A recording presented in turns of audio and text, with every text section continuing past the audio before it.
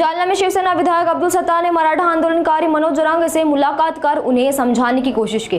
जरांगे 29 अगस्त से आमरण अनशन पर जाने की घोषणा कर चुके हैं। सत्तार ने कहा कि एकनाथ शिंदे के मन में जरांगे के लिए भावना है और सरकार उनकी मांगों पर सकारात्मक विचार कर रही है। उन्होंने देवेंद्र फडणवीस और एकनाथ शिंदे से चर्चा कर आश्वासन भी दिया। हालांकि जरांगे ने साफ किया है कि 58 लाख कुणबी प्रमाण पत्रों की नोंद और प्रमाण पत्र मिलने तक उनका आंदोलन जारी रहेगा और 29 अगस्त का आमरण अनशन होगा ही। साहेब, काय सांगाल तुम्हाला शिंदे साहेबांवर केलेल्या आरोपानंतर तुमची ही भेट जी आहे ती खूप महत्वाची मानली जाते? नाही, सन्माननीय एकनाथरावजी शिंदे साहेब, देवेंद्रजी हे दोघंही मला जे वाटतं जरांगे पाटील साहेबांच्या मताशी अनेक गोष्टीची सहमत आहे. कुठेतरी गैरसमज झालेला आहे.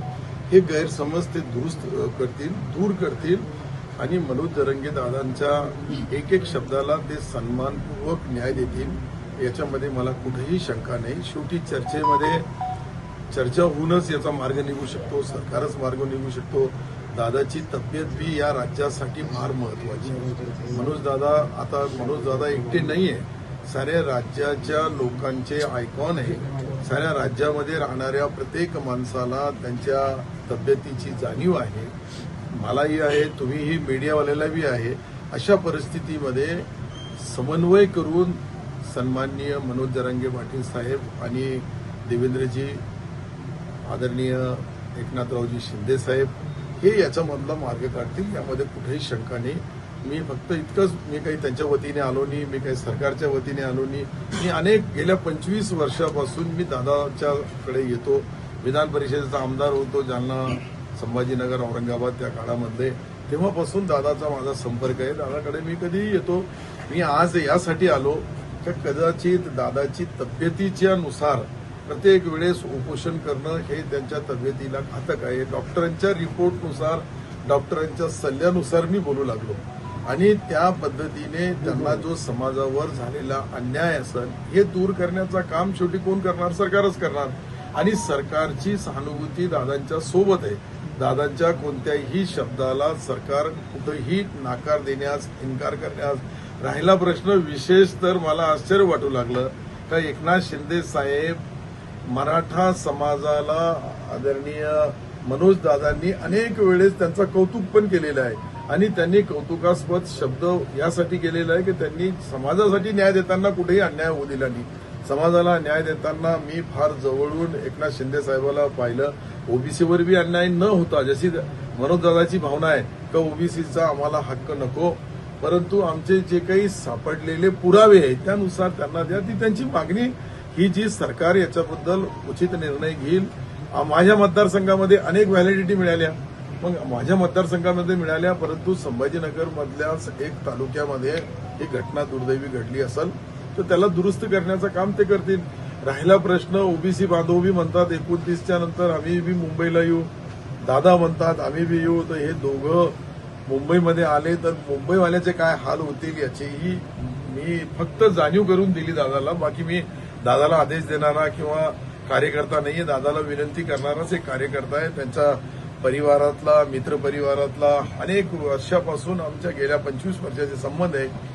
त्या संबंधानुसार मी या ठिकाणी आलो आणि दादांनी ही जी मागणी केली याच्याबद्दल सन्माननीय देवेंद्रजी आणि एकनाथरावजी शिंदे साहेब किंवा ताई असतील, पवारताई, हे सहानुभूतीपूर्वक विचार करून दादाच्या मागण्याचा एक एक मुद्दा ते सत्य समजून त्याला न्याय देतील. भाऊ करते, जसं उदय सामंत साहेब करते, विखे पाटील करतात, ते करतायत. आता त्यांना का दोष द्यायचा? जे करतोय त्याला दोष नाही द्यायचा. आणि जे समाजाच्या हितानं, समाजाच्या बाजूनं येतोय, गोरगरिबांच्या लेकरांचे दुःख जाणून घेण्यासाठी, त्याला दोषाच्या पिंजऱ्यात का उभा करायचं?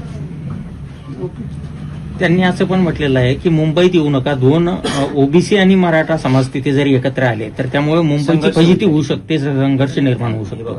आम्ही आमची जबाबदारी पार पाडतो. आम्ही आमच्या संस्कारापासून लांब जात नाही. ओबीसी पण आमचाच आहे. तो जर तिथं जातोय तर तेव्हा आल्यावर आम्ही जाऊ. तसं तर आमचं 29 ऑगस्ट हे फायनल अंतरवाली, आम्ही बदल नाही करणार. पण सरकारनं जर काही डाव टाकला तर मग मात्र मुंबईला आम्ही जाऊ शकतो, मग मात्र माघार नाही. परंतु आपल्याला जर ओबीसींची माया दया येते तर जाऊ द्या ना, ओबीसींना त्यांना अधिकार काढू द्या, काय फरक पडलाय, आपण नंतर काढू.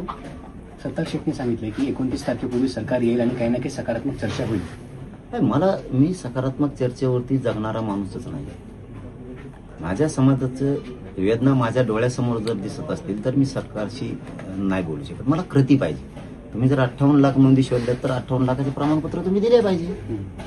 त्या लोकांनी तुम्हाला भरभरून आशीर्वाद दिले पाहिजे की सरकारनं 58 लाख नोंदी आमच्या शोधून काढल्या. ज्या 150-200 वर्षापूर्वीचा जे खजाना होता तो उकरून सरकारनं बाहेर काढला, शिंदे साहेबांनी बाहेर काढला. तर मग आता तुम्ही त्यांना ते खाऊ दिला पाहिजे. तुम्ही जर ते उद्ध्वस्त करायला लागलात तर मग हे कसं सहन करायचं. तुम्ही 58 लाख नोंदीचे प्रमाणपत्र द्या, कृती करा. व्हॅलिट्या थांबून धरल्यात. आत्ताच बीडचं उदाहरण आलं होतं. एवढ्या इंडियाच्या समोरच हाजीपूर गावे तिथल्या व्हॅलिट्या झाल्या. मी मोगाशी याच्या अगोदर तुम्हाला एक शब्द बोललो होतो की सरकारनं विषय घेऊन सांगितलं मराठ्यांचे प्रमाणपत्र देऊ नका.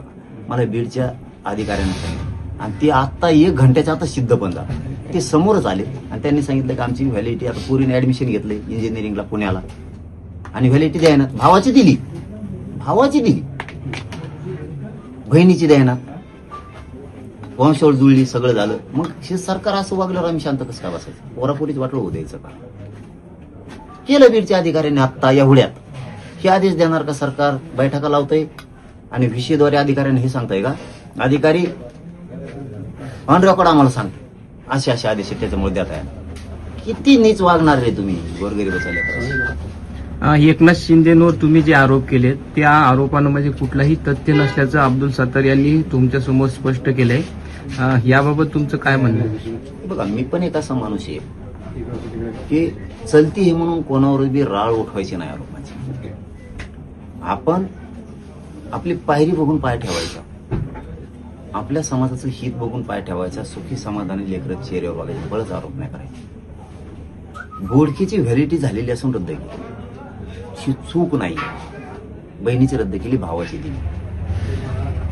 दहीहंडीची रेकॉर्ड जात पडताळणीकडे. छत्रपती संभाजीनगरच्या जिल्हा जात पडताळणी समितीनं निर्णय दिलाय. दहीहंडीची व्हॅलिडिटी देण्याचा आम्ही निर्णय दिलाय. सकाळी रद्द होती. बावनकुळे पत्र देतो बीडचे आणि पूर्ण्याचे, परभणीचे रद्द करण्यासाठी. हे काय गैरसमज आहे का. तुम्ही तुमची चूक दुरुस्त करा आणि गोरगरिबांच्या लेकराच्या तोंडावर हात फिरा. त्याला उद्ध्वस्त करायला जातात, बदला घ्यायला जाताना मराठ्यांचा, तर मराठी सुद्धा तुमचा बदला घ्या सोडणार. मुंबईतील